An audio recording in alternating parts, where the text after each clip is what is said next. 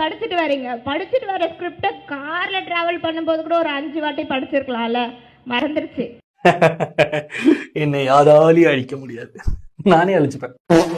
படித்து வர வேண்டும் என்ற ஆலோசனைகளை வழங்கி இன்றைக்கு தமிழகத்திலே ஒரு ட்ரோலாக இருக்கின்ற அன்பு சகோதரி சென்னை பெருநகரத்தின் மேயர்